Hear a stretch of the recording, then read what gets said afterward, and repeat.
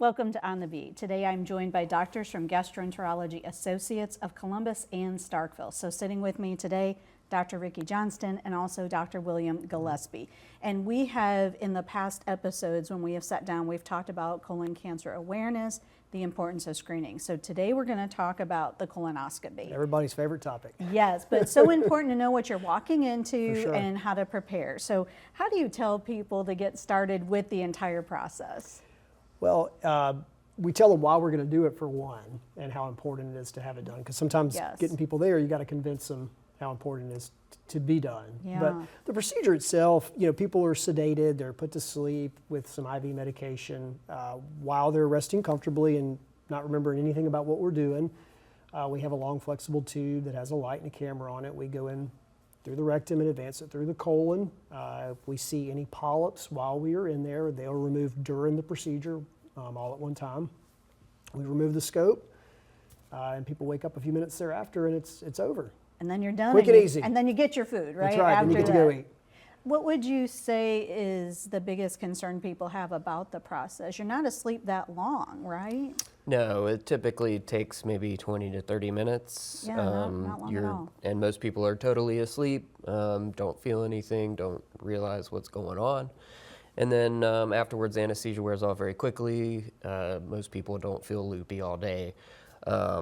So the procedure itself is really not bad at all. The thing most people worry about are waking up during the procedure, which is very rare these days with the anesthesia that we use. Some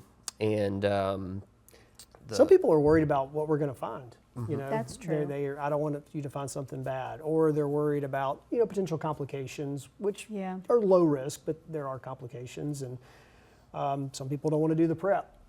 That's probably one of the bigger things we have is people just don't want to drink all that stuff. I was going to just ask you about the before. What do you tell people about the prep? That it's probably not as bad as you've heard. Or hopefully is not. But people will be on a liquid diet the day before, which is chicken broth and Jell-O and popsicles, and there's some other things that apple juice, white grape juice. And then starting around 6 o'clock the night before the test, they're going to drink the first half of a laxative that we'll prescribe. And then the next morning, they'll get up somewhat early, depending on what time they're scheduled to be there, and drink the other half of the laxative, finish that up a couple of hours before their procedure time, and they come in and we do the test. And I can tell you, I've had one before and didn't remember anything, and it was over and simple. And you've said this in another episode too, such a little price for us to pay for the benefits of knowing if there's something we need to be concerned about. That's right. So, and then what would you say to somebody who's really hesitant? How do we encourage them? We try to talk them through why we're doing it and how important it is, and try to find out what their concerns are. Because a lot of times people will tell you they want to do it, but you have to dig out why that is. And then we try to address some of those concerns and use real life examples if we have to. And complications? Bleeding is probably the most common complication we see after we remove a polyp. Still low risk of that, and most of the time, like any cut, it'll bleed and stop. Perforation is a risk. That's a tear that can occur in the colon. Or anesthesia risk, which is pretty small.